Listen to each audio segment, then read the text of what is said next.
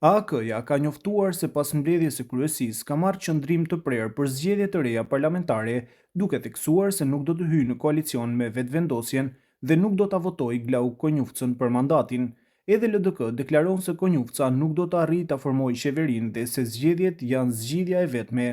Ndërkohë, PDK thotë se njësoj si Albin Kurti do të dështojë çdo tentativë për ta zgjatur procesin nga vetvendosje.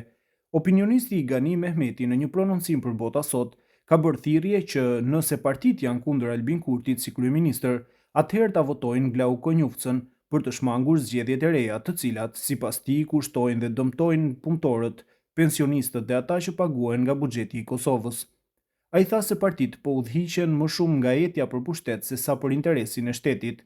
Duke ditur se çka ju pengon, duke ditur etjen tuaj të madhe për pushtet e jo shumë për shtet, duke ditur e njohur ambicjet tuaja, duke ju njohur nga e kaluara që nga pas lufta dhe nga shpallja e pavarësisë së Kosovës, ju thërras, nëse jeni kundër Albin Kurtit për kryeministër, votojeni Glauk Konjufcën.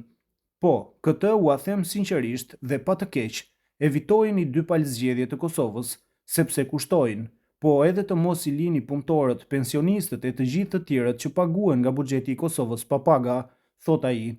Mehmeti paralajmëron se nëse vendi shkon në zgjedhje në prag të vitit të ri, vota do të anojë sërish të fortë ka lëvizjes vetvendosje, madje sipas tij, partia e Kurtit mund ta kalojë edhe 50% ose të shkojë drejt 60%, duke qenë në gjendje të formojë vetë institucionet pa kushte nga subjektet e tjera politike. Ai thotë se nëse partitë janë kundër Kurtit, duhet të mbështesin Konjufcën, përndryshe nuk duhet ta quajnë diktator më vonë, pasi do ja mundsonin vetë dominimin politik.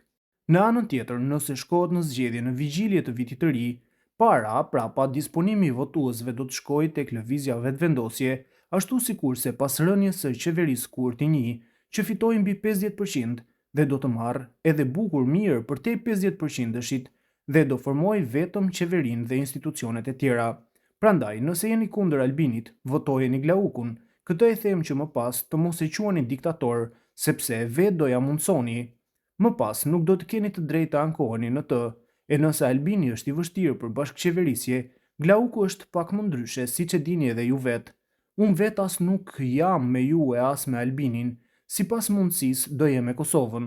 Ai shëmbron territorin dhe sovranitetin e Kosovës, jo me atë që gjithçka shtetërore i duket se është private dhe vetëm e tij. Jo, diaspora shihet se është për Albinin, ajo është për zgjedhje në Kosovë. Jo vetëm ata, por do të ndikojnë edhe në familjarët e tyre të votojnë lëvizjen vetvendosje dhe do të kalojnë ndoshta edhe 60% e fitores së lëvizjes vetvendosje, me çka do të duhet të luajë as të kushtëzoj me Duda Bale, as lista serbe, as partitë e tjera për formimin e kuvendit të Kosovës, qeverisë dhe institucioneve të tjera. Unë po çuditem kur kryetare aktivistë të partive të tjera rrahin gjoksin se secila do të dalë para.